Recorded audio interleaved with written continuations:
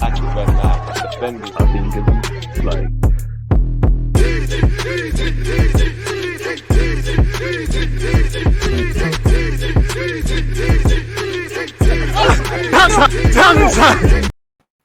Are we live?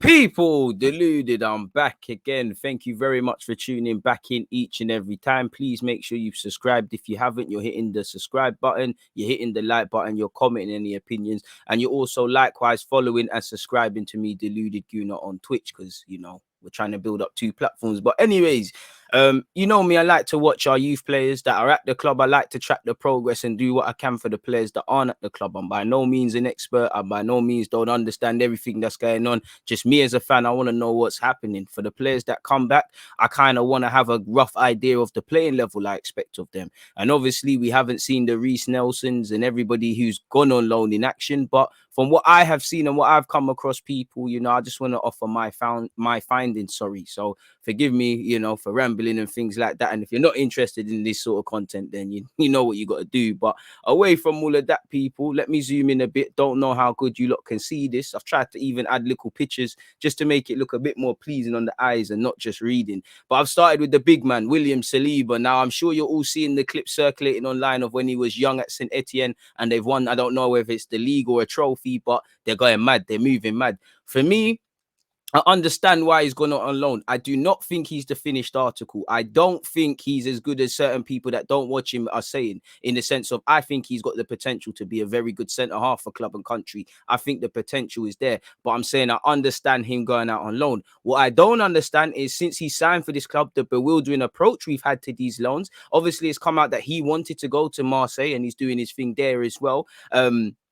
You know, and obviously for me, in comparison, I still think Saliba's like a duck out of water in many incidences. Like for me, his mobility is going to be an issue. And for someone who's 6'4", I don't think he's that convincing in the air. And what I mean by that is he shows a willingness to get up. He wants the header and that, but I just feel there's some refinement to be done. That's cool. My issue is in comparison to obviously what we see at Arsenal Football Club, the more experienced players who make mistakes just like this, people. And I just feel if we're going to move to a back three with TT signing, obviously you've got other players there. I think Saliba could have been there. For me, if he can't get 20, 30 games at Arsenal, which Arteta has basically said he can't, then cool, go out on loan.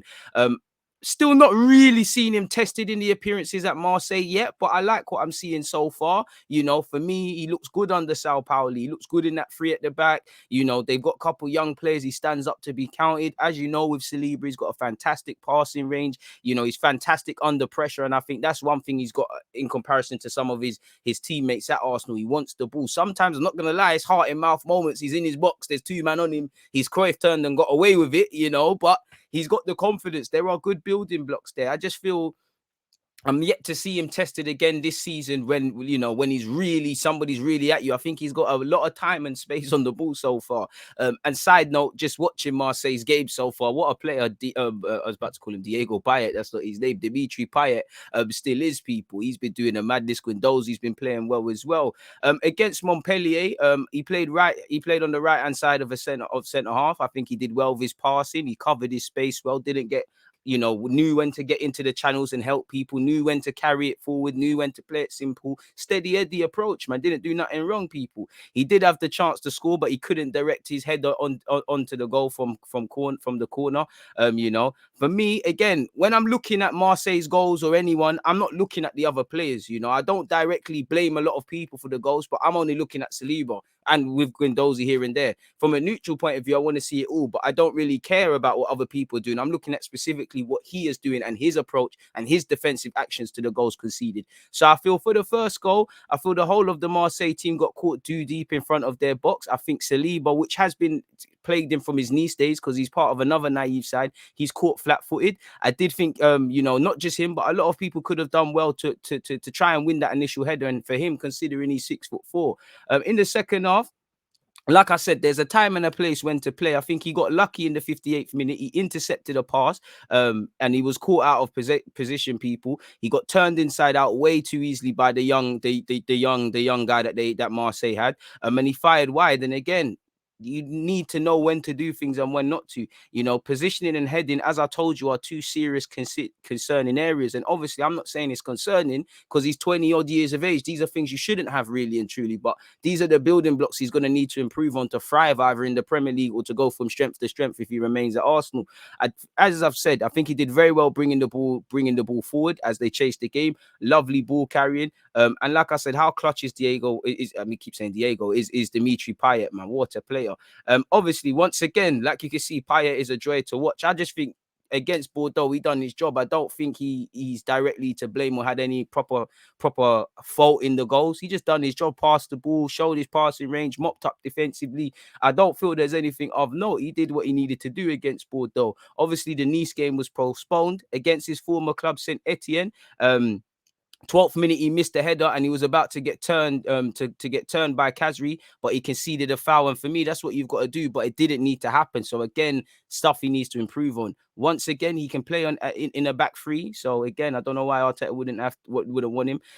He had a chance to score, but he shanked his effort wide, people, with his left peg. He should have passed. Now, it was a deer in the headlights. I know as a fullback, when you get in them positions there, you might not ever be there again. So I understand why he did it. But the ball's coming from a corner. He's near the near post. If he shows some composure, gets his head up, he could probably, I'm sure it was Kamara, I could be wrong, he gets an assist. But obviously, deer in the headlight, young, excited, trying to get your first goal for Marseille. He struck at it with his left peg. No chance, people. And the best way to put it is a centre half in them sort of positions, people. So yeah, I also feel, you know, again, when I look at the goal they conceded, you know, the equalizer, I don't think it's his fault, but again, he was flat-footed. I feel every Marseille run, man failed to read the near post run, which eventually led to the goal. I don't feel he was troubled, but on the ball, the man is so composed. A couple of moments you got scared, like I said, but I don't think he feels any pressure when he's pressed. I still think his mobility and his agility on the turn and things, maybe it's just him, but I just think he looks a bit stiff in that regard. So maybe I don't know how you improve that or what you do, but that's just what I feel in it. So I'm saying it to you lot. Maybe there's a way to go over that. And for me, he doesn't look over his shoulder enough, you know. There was a moment in the second half when Guendouzi lost it. A run was made off him and he didn't read it. Now, it's not his fault, but you've got to read it. And what I mean by that is if your teammate's in front of you, he loses the ball, and an opposition teammate makes that run either in front of you or behind you, and the ball's over in play there, you need to be able to watch the ball and read the run. Sometimes he watches the man, he's not watching the ball. Sometimes he's watching the ball, he's not watching the man. And eventually, we're going to get onto Mavropanos. I think he suffers from a bit of that as well, people. The game against Nice was suspended. Now, admittedly, I am trying to refrain from speaking about Mavropanos and Guendouzi because they're more or less permanent, respectively, Stuttgart and Marseille players. But I feel against Montpellier, good passes, kept things ticking over. His you know, Sao Pauli's a joy to watch. The way he's so animated on the touchline. There was an incident where it was a basic pass for someone of Guendouzi's quality. If he played it in, they could have done something, but it was overhit, and you could see his gaffer was vexed with him. I think he was busy in the second half against Bordeaux, you know. Karma, one of these games, I don't know why I didn't write it, but one of these games he scored as well. And I've been just seeing energetic performances from him, people. Against Bordeaux, it looked like he had more freedom in midfield than usual. Looked like he had more of an attacking role. And he played all right. And again, against Saint Etienne, in another energetic performance from him, he got into the box and found the net from the rebound, really and truly. So shout out to him. Guendouzi and Saliba, our boys over in France. If we fling over and we look at Tyreece John-Jules, still yet to bag for Blackpool. Shout out to Tyreece John-Jules because he's just yesterday made his debut, coming on in the final couple of moments for England's under-21s. By God's grace, he gets a start and does his thing. Now, for me, I believe in this lad. Whether he's going to make it at Arsenal is neither here nor there, but I think he's going to have a good career. He can score goals. Now, in the senior game, he hasn't done that too many times. There's been injuries and things. He needs to prove that. But I feel I've seen him score goals and he's an intelligent man. I think he can score goals. That won't be a problem. The dominoes will fall in that regards. I think he's doing everything right. He works for the team. He works the channels. He provides a hold-up option. Obviously, he can drop deep and mix it in and things. One thing that's kind of bugging me, and Blackpool do it less, but it's like the loans he goes on, they don't care that he's an Arsenal player, that he's a technical footballer, even though he gets to show it. They just look at the fact that he's 6 foot. People are punching it into the man's neck, and I feel a bit pissed off really seeing that with him. And I've seen that at a lot of his loan clubs. I don't think he's going to get to show his best with stuff like that. You know, he's working with scraps, but yeah, man, he's doing all right. He's at a good club in Blackpool. He's in the Championship. You know, do show what you can. All that I need this lad to do is stay fit, and he will show it. But against, he lost against Sunderland in the cup. He got 2 assists, people. Now, he was playing off that wide left / quote unquote free role, and we all know he can do that. He's a bit like Lacazette in that regards, people. He drops deep. He wants to get involved. He's a baller. He can play. He's, as a striker, you need to score goals. And like I said, he needs to score goals. You live or die by them.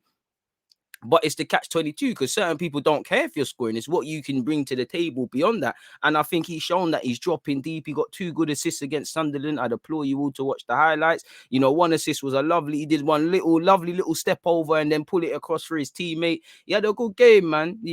Finally the world can see he's not just a target man, or I hope they can. I'm not going to lie, had a quiet game in the 1-1 draw against Bristol, 2-2 against in the game against Bournemouth. He put himself about, chased lost causes, worked hard in his 65 minutes, but ultimately nothing of note beyond that. He got 18 minutes or so as a substitute against Coventry. Nothing of note to say there. I feel against Cardiff, the whole team was shit, if I'm honest with you. Whole team not out of first gear. He got 77 minutes.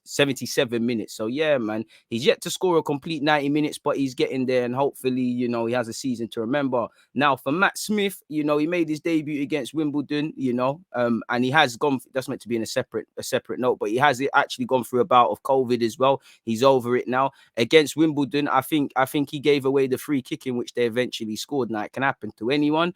Against Portsmouth, I think, you could tell he missed it. You can tell he missed out.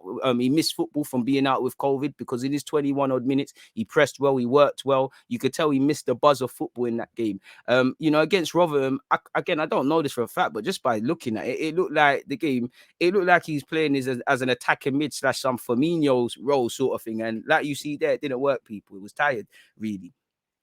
What I want for Matt Smith is a clean run, man, because last season he was at 2 clubs. It started well, then it fizzled out. He's got ability, and I think he's someone that can put himself into the shop window, like with Daniel Ballard, who we're going to crack onto. Now, Harry Clark, no clue why it's all down there. He's gone over to Ross County in Scotland, people, and he's someone I thought would have got permanent offers to leave the club. I think Ballard by the end of the season will get some in the Championship. But yeah, against Hibernian, pardon me, 1 goal that Hibernian scored was a screamer, but it was terrible from everyone. He got 45 minutes. It was a welcome from hell. Complete shambles by everybody connected with the football club in them 90 minutes there. The 4-2 game against Rangers, bit of a crazy one. Again, the goals they conceded collectively as a team, Clark included, terrible, people. At least the first 2 goals Rangers scored were absolutely appalling. Like you can see here, whole defense was a shambles. 3rd goal, no communication or following runners. The 4th was terrible, could not deal with balls into the channels, and that goes for the whole team and specifically Clark. He did score, he did tap in the rebound, and he did almost set up another, so he had a committed performance. And off the back of one of his performances in Scotland, he got into the team of the week. Against Aberdeen, I think he really committed performance, a committed performance, backs to the walls sort of game. He stood up tall, he made a lot of clearances. He won a lot of duels in the air. Again, he won his 1v1s. You could see him talking to his teammates. He had a very good game. That's probably a standout game. Now, Jordi Osei Tutu, I think if he stays fit, he has a decent future. I thought at one point he'd get an opportunity at Arsenal, but, we've signed another right back. We've got a couple other youngers coming through. Nottingham Forest, he's unfortunately at a point he's been nursing a hamstring. And when you look at it, he had 3 such similar issues over at Cardiff. So these are things that could stop you. And he has been at Arsenal for his rehab at a period. But against Blackpool, he only completed 17 minutes. Against Bournemouth, he actually played left back. And I think he was one of Nottingham Forest's better players in that defeat, people. Showed some good turns of pace, attacking intent. He tried his best in it. Like, it's one of them where you could see when a man is trying and doing all they can to bring all they can to the table, but they need a bit more than that. So that's that. Mola, listen, people, I haven't seen any highlights. There's nothing available online. There's no full games available for me online. If you've got the hookup, fair play. But he's gone to the German 2nd division at Victoria Cologne, I believe their name is. And again, I still think he's yet to score. Our young man who we signed last summer, but he got 62 minutes in one game. He got 90 in the other, and he got 90 against Freiburg. So that's all I have to say on him. I haven't seen anything. Daniel Ballard, like I said, I expect him to be fielding offers. He's getting a lot of football. He's staying fit. It's a vital season for him now. He's 21 years of age, keeps getting capped for his country. I'm sure he scored recently, said he models his game on Johnny Evans. Good reader of the game. I feel against Fulham, even though they lost, and shout to Carvalho for scoring, I think he equipped himself very well against Mitrovic. And these are the games I'm looking for, especially with my defenders. When I see, obviously, I'm not saying if you don't play well, it's an issue, but when I'm seeing Saliba in France, you know, with respect to the teams that I've spoken about with him, I'm not really going to learn much. Maybe you get the occasional, like I've said with Saliba, when they played FC Metz and he got Diallo tore him a new one. But you're not going to learn much. So I'm looking at when you play the Monacos, the PSGs, the Lyons, you know, when I'm looking at the championship, I want to see, you know, when you're playing against the Hitmen, and Mitrovic might not be having the same buzz he used to have at Newcastle, but that's one of them games there. I'm looking at you. Same way Mavropanos, we're looking at the Bayern Munich. So not saying you're going to shut out all them world-class players, but it's how you operate in them games. And I feel he coped quite well against Mitrovic. You know, he made 6 clearances. You know, he won his aerial duels. He actually shaved a shot off the line, if I can remember correctly. And he made a few more blocks and interceptions and just did what a defender should be doing. Committed defending. You know, he's taken to life in the championship just as he did in League One with Blackpool, in my opinion. Very mature game from him, very composed. He did get dragged out of position on a couple of occasions, though. I'm not going to sit here and cap, but he had a good game. You know, against Blackburn, you know, lovely passing range, hit a lovely diagonal ball in the build-up to the opener, you know, showed a number of good passes. You know, against Blackpool, there was just drama throughout. Nothing of note for me to say of him, but just drama throughout.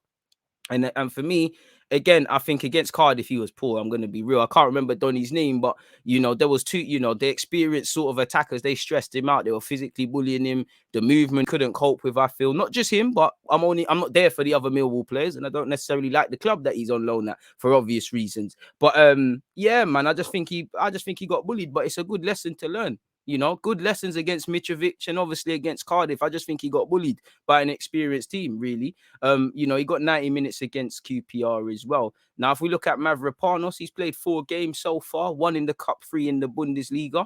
He got 90 minutes against Fourth. I can't pronounce their name. Sorry, people. But I just think, and again, they won 5-1. They weren't troubled. And I'm just looking at Mavropanos.